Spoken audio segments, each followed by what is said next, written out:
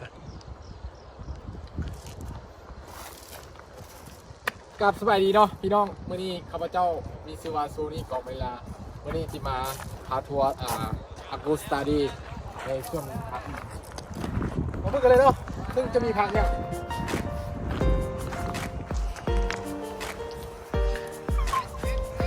อย่าไปลุกอย่าไปลุก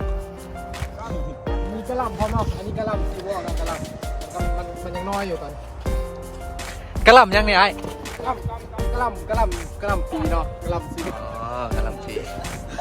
อันนี้กระหล่ำเขียวนี่ อ๋อก ระหล่ำเขียว กระหล่ำเขียว เอามากันเนาะกระหล่ำอันนี้เป็นรถที่เป็นไผ่ดินเนาะ อ๋อไทยจะได้เนี่ยไอ้โอ้ไปเลยวะนี่ ข้ามเลยไปเลย จิกจักจิกจัก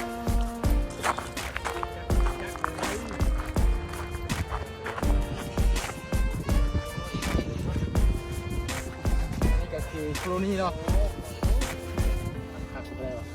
โครนี่ป่ะนี่ ได้แล้วโคลนี่ คล้ายกับโคโรนาป่ะ บอกกันเนาะ เออ มันเข้าปอดแต่ว่าอยู่ที่ในใจตลอดคือเจ้าผู้เดียว ว้า เอาสีขาวเอาสีขาวเด็กเอาสีขาวเอาบอล จักซื่อจะได้ละลืมเลย เอ้ยมาเอาไม่พักเลยนะอันนี้ป่ะบรอกโคลี โคลนี่อ่ะได้แล้ว คอลิฟลอร์ บรอกโคลีฟลาวเวอร์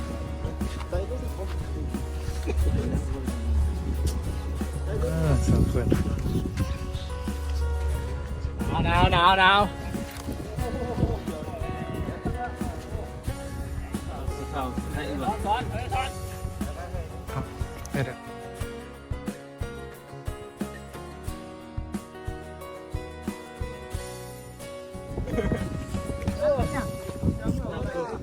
อันนั้นไม่อย่างไรไอ้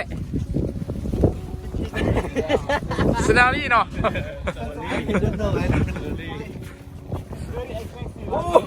หลายลูก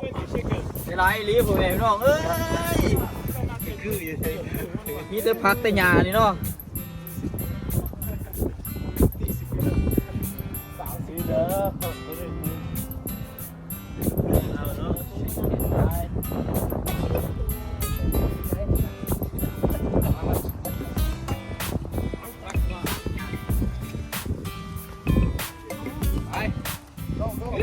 ักดีแล้ว